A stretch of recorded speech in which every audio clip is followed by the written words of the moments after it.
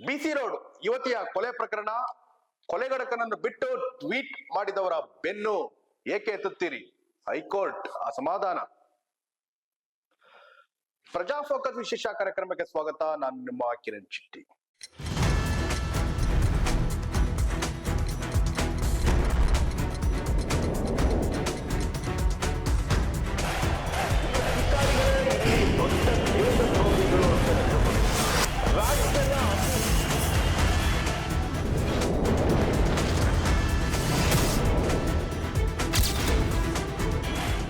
ವೀಕ್ಷಕರೇ, ಪ್ರಜಾ ಫೋಕಸ್ ಇವತ್ತಿನ ಸಂಚಿಕೆಯಲ್ಲಿ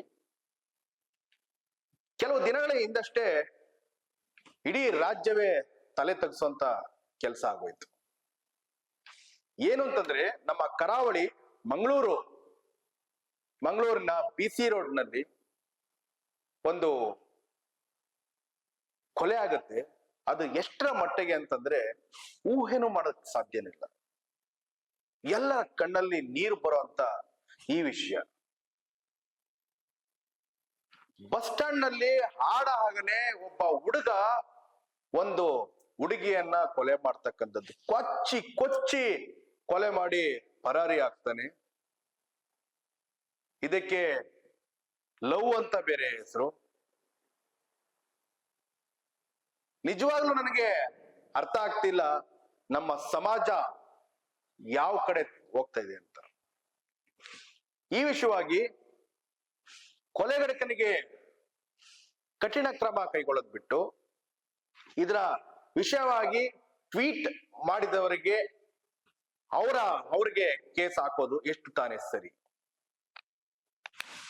ಕೊಲೆಗಡಕರ ಬಗ್ಗೆ ಕಠಿಣ ಕ್ರಮ ಕೈಗೊಳ್ಳದೆ ಸಾಮಾಜಿಕ ಜಾಲತಾಣಗಳಲ್ಲಿ ಯಾವುದೋ ಒಂದು ಟ್ವೀಟ್ ಮಾಡಿದವರ ಮೇಲೆ FIR ದಾಖಲಿಸಿ ಅದರ ತನಿಖೆ ಬೆನ್ನತ್ತುವ ಮೂಲಕ ರಾಜ್ಯ ಸರ್ಕಾರ ಅರಾಜಕತೆ ಸೃಷ್ಟಿಸುತ್ತಿದೆ ಎಂದು ಹೈಕೋರ್ಟ್ ಮೌಖಿಕವಾಗಿ ಅಸಮಾಧಾನ ವ್ಯಕ್ತಪಡಿಸಿದೆ.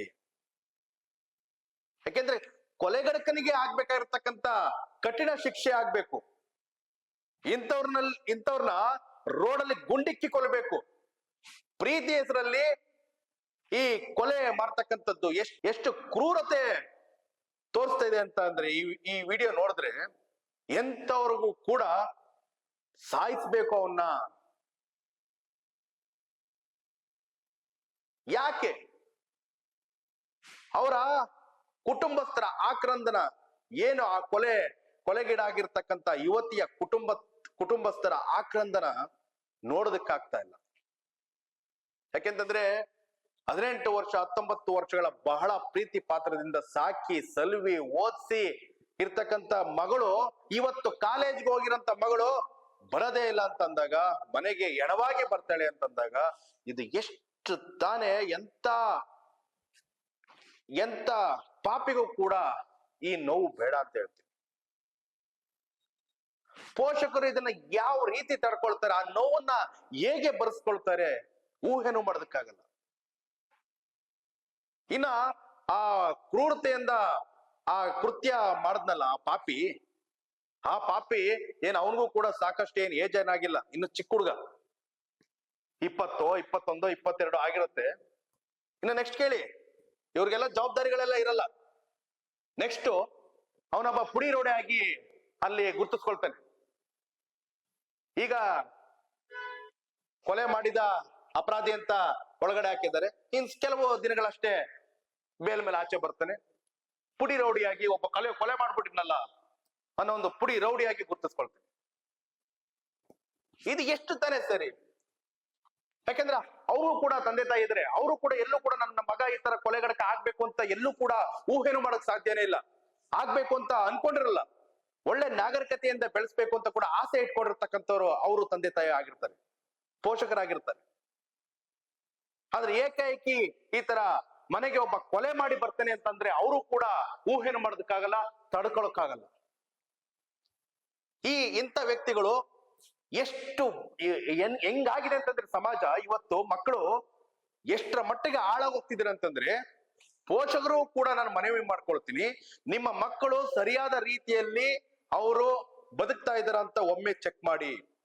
ಕಾಲೇಜ್ಗೋ ಸ್ಕೂಲ್ಗೋ ಓದಂತಹ ನಿಮ್ಮ ಮಕ್ಕಳುಗಳು ನಿಜವಾಗ್ಲೂ ಚೆನ್ನಾಗಿ ಓದ್ತಾ ಇದ್ದಾರಾ, ಸರಿಯಾಗಿರೋರ ಹತ್ರ ಬೆರಿತಾ ಇದ್ದಾರಾ, ಒಳ್ಳೆ ಮಕ್ಕಳ ಜೊತೆ ಇದ್ದಾರಾ ಅಂತ ಒಮ್ಮೆ ಅವ್ರನ್ನ ಹಿಂಬಾಲಿಸಿ ನೋಡಿ.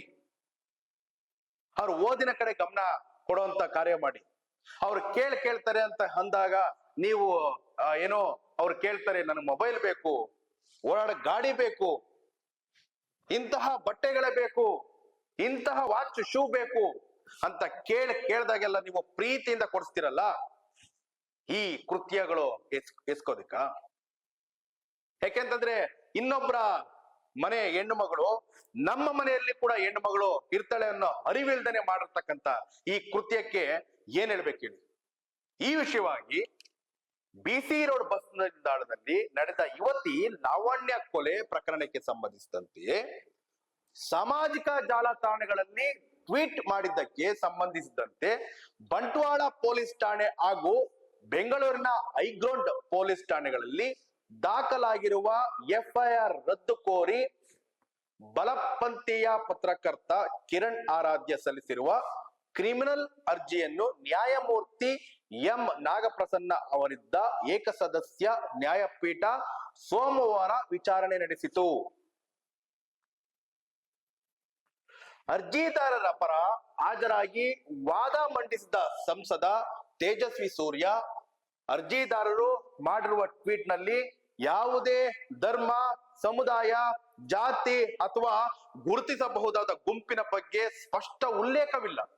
ವ್ಯಾಖ್ಯಾನ ಮತ್ತು ಊಹೆಯ ಆಧಾರದಲ್ಲಿ ಇದಕ್ಕೆ ಕೋಮು ಬಣ್ಣ ನೀಡುವ ಪ್ರಯತ್ನ ನಡೆದಿದ್ದು ಅರ್ಜಿದಾರರ ವಿರುದ್ಧ ವಿನಾಕಾರಣ ಕ್ರಿಮಿನಲ್ ಪ್ರಕರಣ ದಾಖಲಿಸಲಾಗಿದೆ. ಆದ್ದರಿಂದ ಪ್ರಕರಣ ರದ್ದುಗೊಳಿಸಬೇಕು ಎಂದು ಕೋರಿದ್ದರು.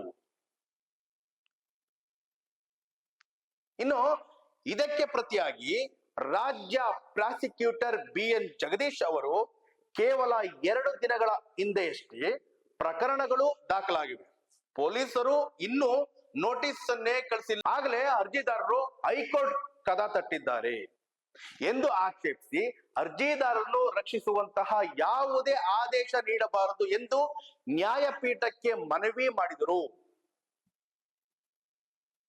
ನಿಜವಾಗ್ಲೂ ಶಿಕ್ಷೆ ಆಗ್ಬೇಕಾಗಿರ್ತಕ್ಕಂಥದ್ದು ಆ ಕೊಲೆಗಡಕನಿಗೆ, ಟ್ವೀಟ್ ಮಾಡಿದವ್ರ ಮೇಲಲ್ಲ.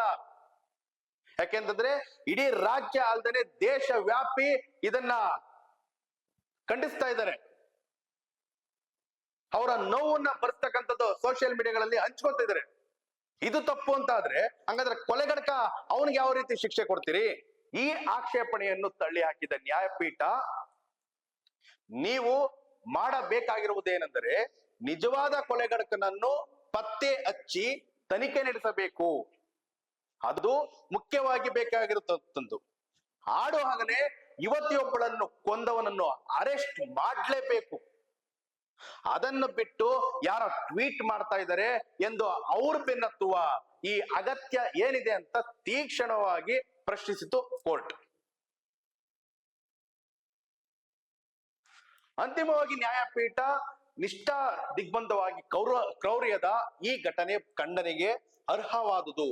ಆದರೆ ಅರ್ಜಿದಾರರು ತಮ್ಮ ಎಕ್ಸ್ ನಲ್ಲಿ ಬಳಸಿರುವ ಭಾಷೆಯಿಂದ ನಿರ್ದಿಷ್ಟ ಸಮುದಾಯವನ್ನು ಸ್ಪಷ್ಟವಾಗಿ ಗುರಿಯಾಗಿಸುವ ಯಾವುದೇ ಪ್ರತ್ಯಕ್ಷ ಅಥವಾ ಪರೋಕ್ಷ ಉಲ್ಲೇಖ ಕಾಣಬರುತ್ತಿಲ್ಲ.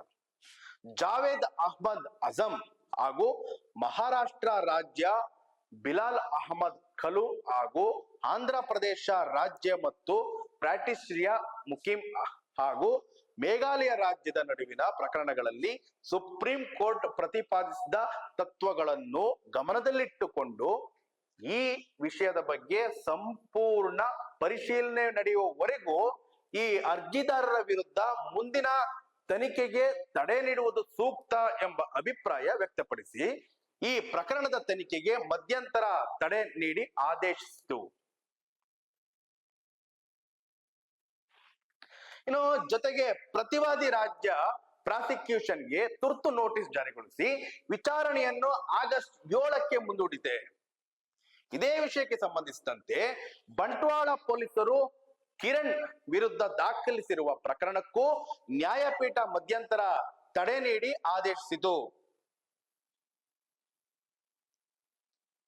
ಇನ್ನು ಈ ಪ್ರಕರಣ ಏನು ಅಂತ ನೋಡೋದಾದ್ರೆ, ಯುವತಿ ಲಾವಣ್ಯ ಕೊಲೆ ಸಂಬಂಧ ಎಕ್ಸ್ ಅಥವಾ ಟ್ವಿಟರ್ ಖಾತೆಯಲ್ಲಿ ಟ್ವೀಟ್ ಮಾಡಿದ್ದ ಆರೋಪಿ ಕಿರಣ್ ಆರಾಧ್ಯ ಎಡಗೈಯಲ್ಲಿ ಕೈಗಡಿಯಾರ ಮತ್ತು ಪಾದದ ಗಂಟಿಗಿಂತ ಮೇಲ್ಭಾಗಕ್ಕೆ ಇರುವ ಪ್ಯಾಂಟ್ ಧರಿಸಿದ್ದ, ಬಂಟ್ವಾಳ ಬಸ್ ನಿಲ್ದಾಣದಲ್ಲಿ ಯುವತಿಯೊಬ್ಬಳನ್ನು ಕೊಂದ ರಾಕ್ಷಸ ಎಂದು ಬರೆದಿದ್ದಾರೆ. ಈ ಪೋಸ್ಟ್ ನಲ್ಲಿ ಯಾವುದೇ ಅಧಿಕೃತ ತನಿಖೆಯ ಅಂತಿಮ ವರದಿ, ನ್ಯಾಯಾಲಯದ ತೀರ್ಪು ಅಥವಾ ಅಧಿಕೃತ ಸಾಕ್ಷ್ಯಾಧಾರಗಳನ್ನು ಉಲ್ಲೇಖಿಸದೆ ಕಾಂಗ್ರೆಸ್ ಸರ್ಕಾರವು ಆರೋಪಿಯನ್ನು ಉದ್ದೇಶಪೂರ್ವಕವಾಗಿ ರಕ್ಷಿಸುತ್ತಿದೆ ಎಂಬ ಅರ್ಥ ಬರುವ ರೀತಿಯ ಹೇಳಿಕೆ ಇದೆ.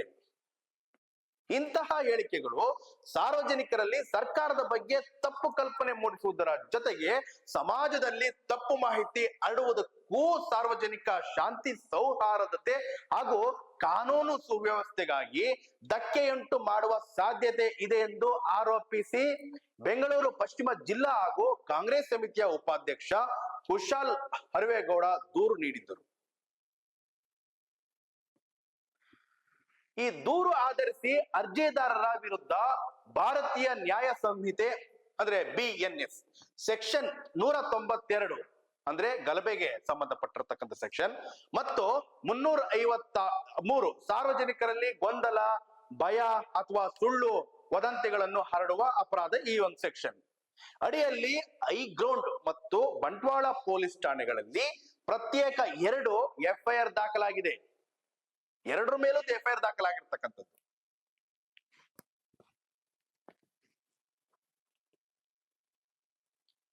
ಈ ಯುವತಿಯ ಕೊಲೆ ಪ್ರಕರಣ ಬೆಚ್ಚು ಬೀಳಿಸ್ತಕ್ಕಂಥದ್ದು, ಇಡೀ ರಾಜ್ಯ ಅಲ್ಲದೆ ದೇಶವ್ಯಾಪಿ ಬೆಚ್ಚು ಬೀಳಿಸ್ತಕ್ಕಂಥ ಕೃತ್ಯ ನಡೆದಿರತಕ್ಕಂಥದ್ದು. ನಿಜವಾಗ್ಲೂ ಆ ಕೊಲೆಗಡಕನಿಗೆ ಶಿಕ್ಷೆಗೆ ಒಳಪಡಿಸ್ತಕ್ಕಂಥದ್ದು ರಾಜ್ಯ ಸರ್ಕಾರದ ಮೇಲೆ ಜವಾಬ್ದಾರಿ ಅಂತ ನಾನು ಹೇಳ್ತೀನಿ. ರಾಜ್ಯ ಸರ್ಕಾರದ ಜವಾಬ್ದಾರಿ ಅಂತ ಹೇಳ್ತೀನಿ. ಇದಾಗಿತ್ತು ಇವತ್ತಿನ ವಿಶೇಷ. ನೀವು ನೋಡ್ತಿದ್ದೀರಾ ಪ್ರಜಾಧ್ವನಿ ಟಿವಿ. ನಮಸ್ಕಾರ.